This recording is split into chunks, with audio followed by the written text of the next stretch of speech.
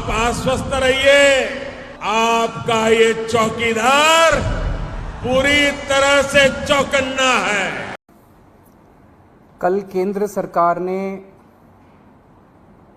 जैसे ही supreme court बंद हुआ छुट्टियों के लिए, वैसे ही उसके कुछ घंटों के बाद ऑर्डिनेंस लाके सुप्रीम कोर्ट के जजमेंट को पलट दिया।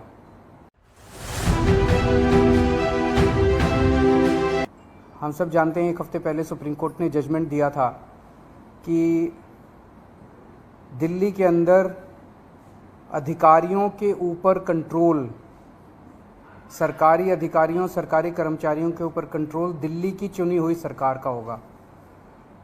सुप्रीम कोर्ट ने यहाँ तक बोला था कि अगर किसी अफसर को ये पता है कि उसका मंत्री उसको उसका कुछ नहीं बिगाड़ सकता, तो वो अफसर मंत्री की क्यों सुनेगा। ये वो कोर्ट के ऑर्डर में लिखा है। तो इसीलिए कोई भी जिम्मेदार सरकार चलाने के लिए ये ज़रूरी है कि अफसरशाही और कर्मचारी जो हैं वो सीधे सीधे चुनी हुई सरकार के अंडर में आएँ।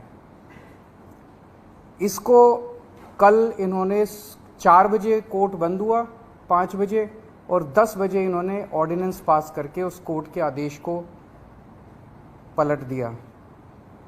जिस दिन आदेश आया था उसके अगले दिन इन लोगों ने सोच लिया था कि ऑर्डिनेंस लाके इस आदेश को पलटना है, क्योंकि अगर हम सीक्वेंस ऑफ इवेंट्स देखें, जजमेंट आने के और उसको पलटने के बीच में 8 दिन हैं।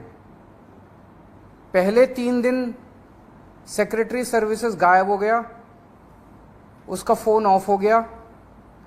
3 दिन के बाद सेक्रेटरी सर्विसेज निकलते हैं, कहते हैं मैं कोर्ट का ऑर्डर मानने को तैयार हूं। तो चीफ सेक्रेटरी फिर बीच बीच में गायब हो जाते हैं और सिविल सर्विसेज बोर्ड की मीटिंग होने में 3 दिन लग जाते हैं। फिर फाइनली जब सिविल सर्विसेज बोर्ड की मीटिंग होती है और एलजी के पास प्रस्ताव भेजा जाता है तो 2 दिन एलजी साहब बैठ जाते हैं उसके ऊपर। 8 दिन इन लोगों ने इस तरह से बिता दिए। ये सारे के सारे कोर्ट के बंद होने का इंतजार कर रहे थे कि कब कोर्ट बंद होगा, कब कोर्ट की छुट्टियां होगी और कब हम अध्यादेश लाएंगे। तो प्रश्न ये उठता है कि ये कोर्ट के बंद होने का इंतजार क्यों कर रहे थे कि जब कोर्ट बंद होगा तब हम अध्यादेश लाएंगे। पहले ले आते, जब कोर्ट की छुट्टियां नहीं चल रही थी, जब कोर्ट खुला था, जिस दिन अध्यादेश आया 3 दिन बाद, 4 दिन बाद, 5 दिन बाद ले आते, क्योंकि ये अंदर दिल के अंदर जानते हैं कि ये अध्यादेश पूरी तरह से गैर कानूनी, गैर संवैधानिक और जनतंत्र के खिलाफ है। इन्हें पूरी तरह से पता था कि अगर सुप्रीम कोर्ट के खुले होते हुए अगर ये अध्यादेश ले आते और हम अगर अगले दिन इसको सुप्रीम कोर्ट में चुनौती देते तो सुप्रीम कोर्ट में ये 5 मिनट भी ये अध्यादेश टिकने वाला नहीं था। तो ये चाहते थे कि सुप्रीम कोर्ट बंद हो और उसके बाद ये अध्यादेश लेके आए। अंदर खाने ये भी जानते हैं कि ये अध्यादेश 5 मिनट भी टिकने वाला नहीं है। तो क्या इस अध्यादेश की लाइफ केवल 1.25 महीने की है जब तक सुप्रीम कोर्ट बंद है? 1 जुलाई को सुप्रीम कोर्ट खुलेगा, हम इसको चैलेंज करेंगे सुप्रीम कोर्ट के अंदर और फिर सुप्रीम कोर्ट, हम जानते हैं कि ये भी जानते हैं, अंदर खाने ये भी जानते हैं कि इस अध्यादेश का क्या होगा। तो क्या ये अध्यादेश केवल इस 1.25 महीने की छुट्टियों के लिए लाया गया है? आज मैंने आप ही लोगों के चैनलों पे देखा कि ये कह रहे हैं कि हम इन्होंने रिव्यू पिटीशन फाइल कर दी है, किसी ने कॉपी भी भेजी है, शायद कर दी है या करने वाले हैं, कर दी है। रिव्यू पिटीशन का क्या मतलब रह गया? जब ऑर्डिनेंस लाके इन्होंने पूरे के पूरे जजमेंट को खत्म कर दिया तो जो जजमेंट ही नहीं बचा उसका रिव्यू का कैसा? तो रिव्यू पिटीशन तो तभी मेंटेनेबल होगी जब अध्यादेश को वापस लिया जाएगा रिव्यू पिटीशन की हियरिंग के पहले। तो ये क्या ये इंडिकेशन है कि जैसे ही सुप्रीम कोर्ट खुलेगा इस अध्यादेश को वापस ले लिया जाएगा? नहीं तो रिव्यू पिटीशन का मतलब ही नहीं है। जज तो यही कहेंगे कि भाई तुमने तो सारा हमारा जजमेंट खत्म कर दिया, तो रिव्यू पिटीशन किस बात की है? रिव्यू पिटीशन तो कुछ है ही नहीं। तो ऐसा लगता है कि ये केवल एक भद्दा मजाक किया गया है जनतंत्र के खिलाफ, देश के लोगों के साथ, दिल्ली के 2 करोड़ लोगों के साथ।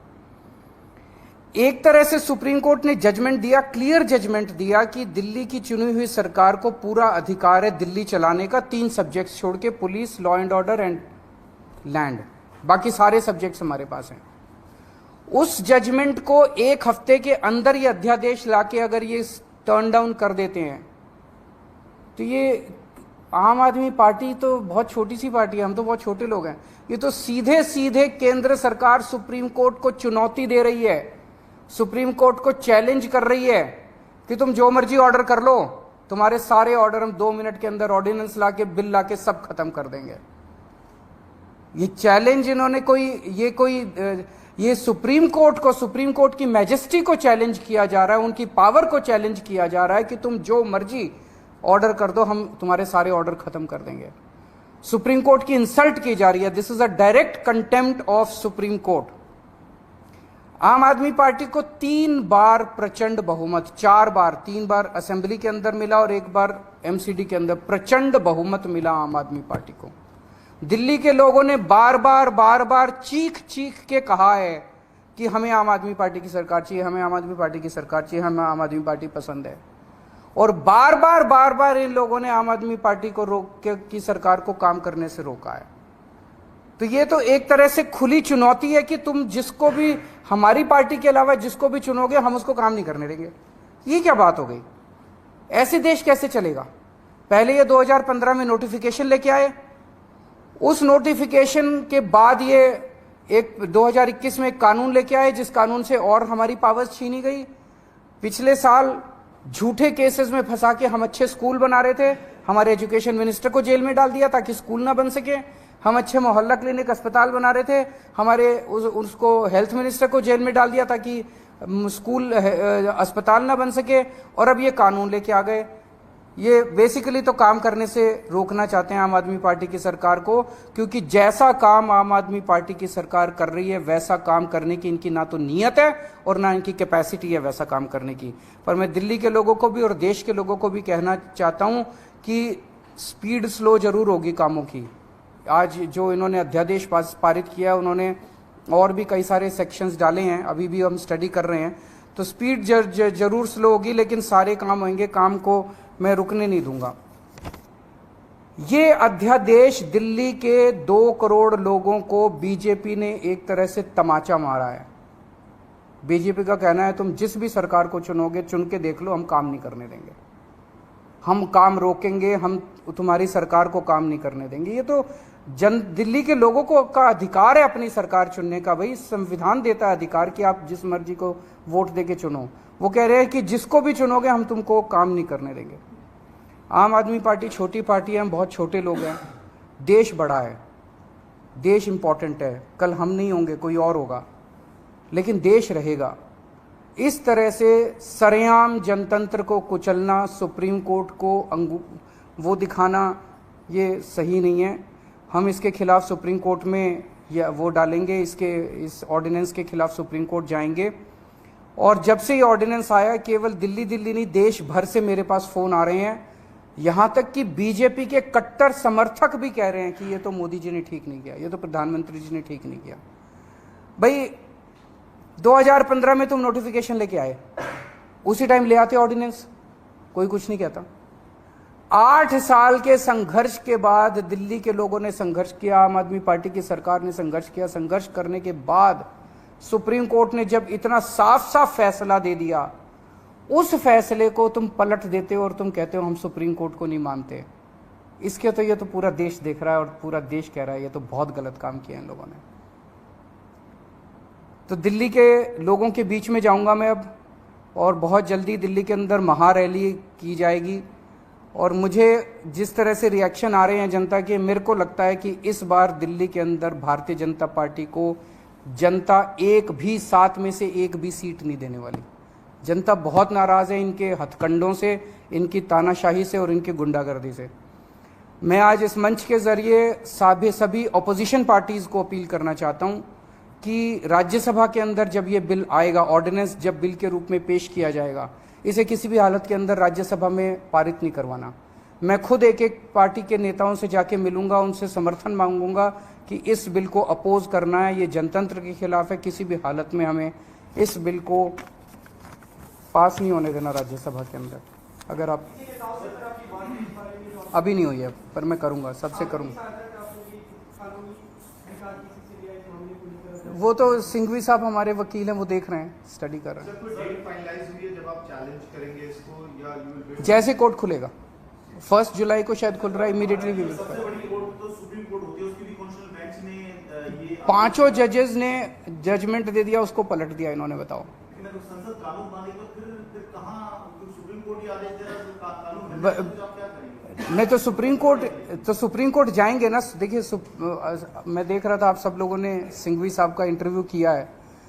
Basic structure of the constitution जो है, कोई भी कानून लाके बेसिक स्ट्रक्चर, कल को अगर कोई ब्रूट मेजॉरिटी आ गई और उसने कह दिया हाँ जनतंत्र खत्म कर दिया उन्होंने संविधान से कि जनतंत्र अब नहीं होगा, वो नहीं कर सकते।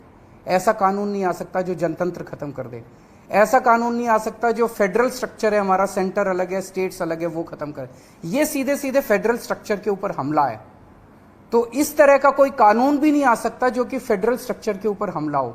तो कई सारे बेसिक कॉन्स्टिट्यूशनल प्रिंसिपल्स हैं, basic structure of the constitution है जिसके ऊपर हमला किया गया इस ऑर्डिनेंस के द्वारा।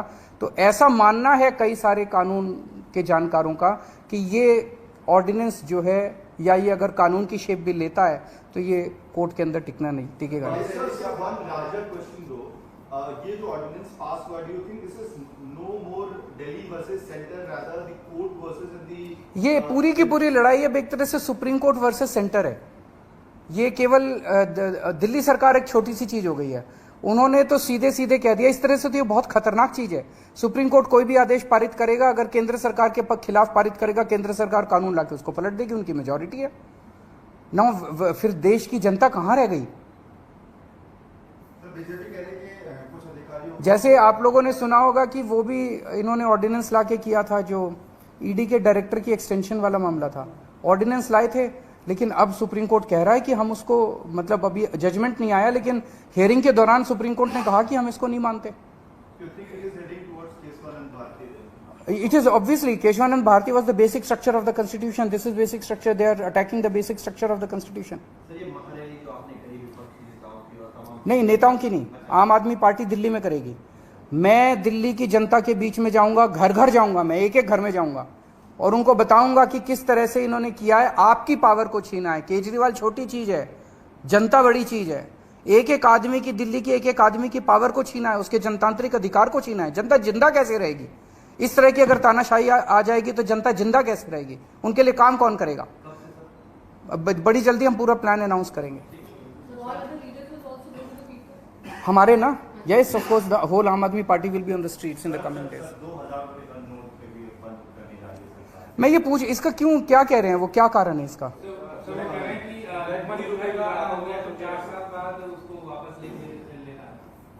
मैं तो बार बार कह रहा था कि सरकार को पढ़ा लिखा होना चाहिए, क्योंकि कभी कहते हैं कि भ्रष्टाचार खत्म करने के लिए 2000 रुपए का नोट लेके आए, कभी कहते हैं कि भ्रष्टाचार खत्म करने के लिए 2000 रुपए का नोट हटा दिया।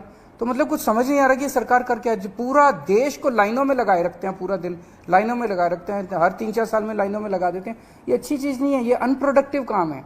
जनता को अपने परिवार पालने के लिए और अपना काम करने के लिए उसमें लगना चाहिए, ना कि बैंकों के अंदर जनता लाइनों में लगी है नोट बदलवाने के लिए। तो आप समझ ही रहे हैं उसके कारण क्या है। शुक्रिया, थैंक यू।